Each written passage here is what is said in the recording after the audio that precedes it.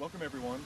Today Emily and Mike Messenger are profiling the Etowah Indian Mounds located in Cartersville, Georgia. This is a state historic site as well as an important archaeological site. And it's also the remnants and partially a recreation of one of the largest Mississippian Indian cultural sites in North America, in the southeast. And we're going to take a brief tour of the museum, the grounds, and the six remaining mound sites.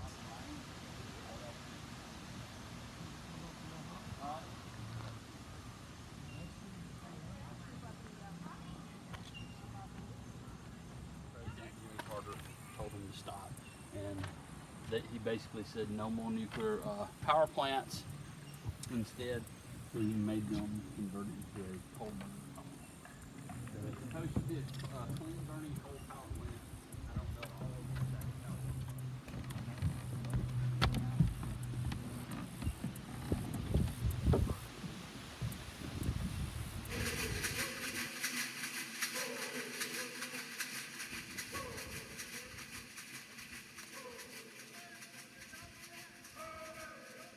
This is a very important site. The Indians that lived here, or we should say Native Americans more respectfully, were part of the Mississippian culture that were present between 900 and 1500. Their remnants were wiped out by European diseases. This was an important archaeological site, cultural, political center, and religious center, as evidenced by the 6 mounds here. We can see some of the lower mounds.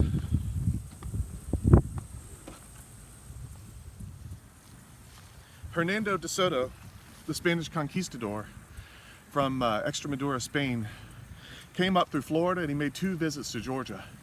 And he almost certainly visited here, according to writings and the archaeology. Even a sword was found here. He visited in between the spring and summer of 1540, and he brought 600 conquistadors, over 200 animals, pigs, and his entourage. And he would go through here. He was looking obviously for El Dorado, as many of the conquistadors were. Didn't find it, and he would eventually move on, moving westward until he met his final demise. But the site was called Etowah, and the other name for Etowah was Etowah, from Archaic Muskogean, but we know it as Etowah.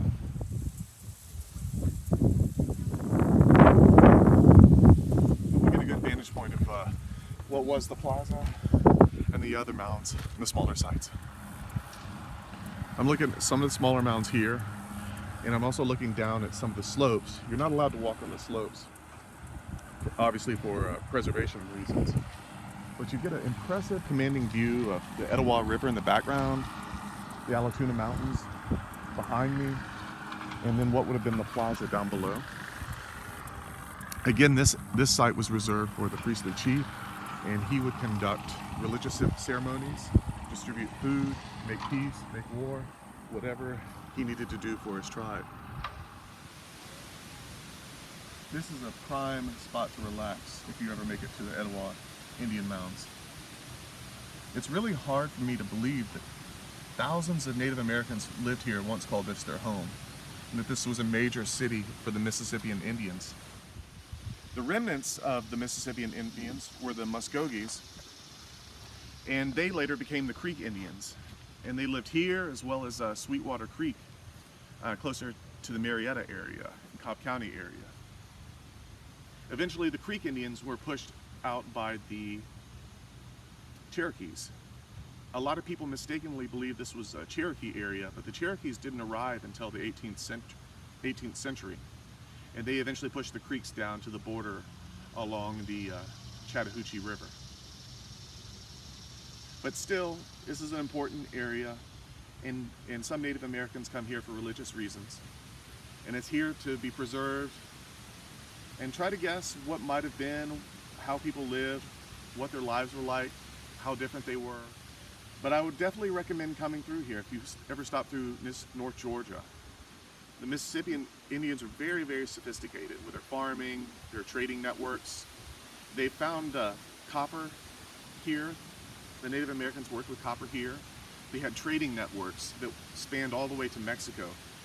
And this civilization actually has sites like Chucalissa in the Mid-South, or the largest mound building site, the Cahokia, in the Midwest. But this by far is the most important Mississippian site in the southeast and for the southern Appalachian Mississippian Indians. Now we know that the Etowah Indians here lived here, they thrived here, and then they were gone.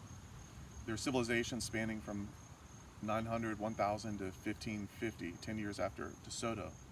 But exactly how did they live, you might ask? Well, this is kind of a breadbasket of an area, if you ask me, because they were able to pull fish out of the river, even river clams, and they ingeniously made V-shaped fish traps with the rocks in the shallower parts of the river, where they could catch the fish and just scoop them up.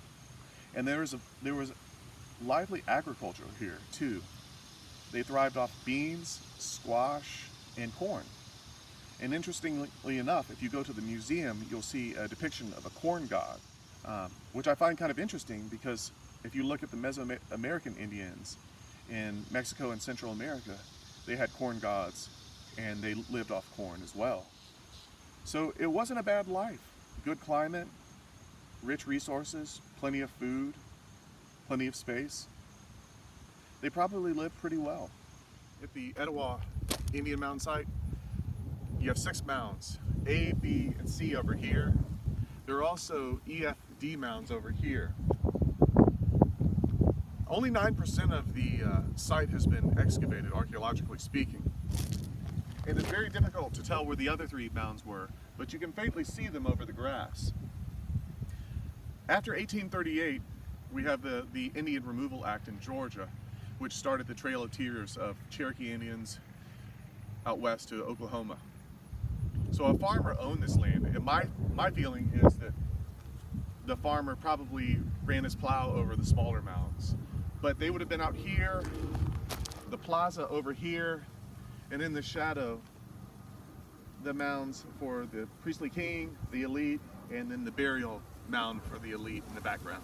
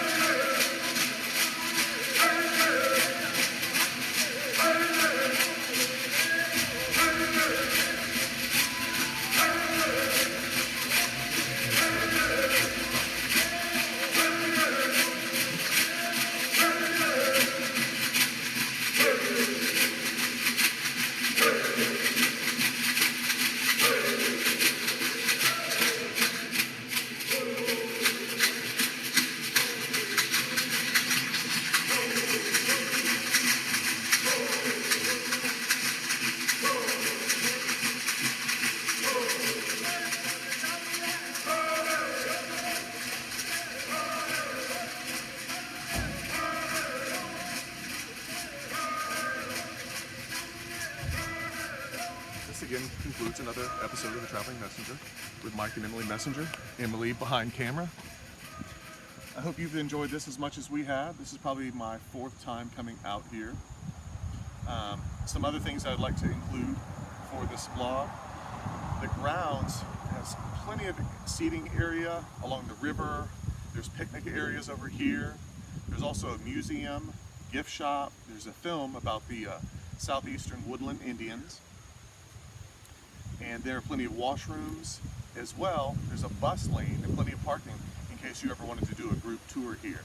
It's very affordable. It's open between Tuesday and Saturday, and the prices run about $2 to $6. I would encourage anybody to come to the Etowah Indian Mounds Historic Site.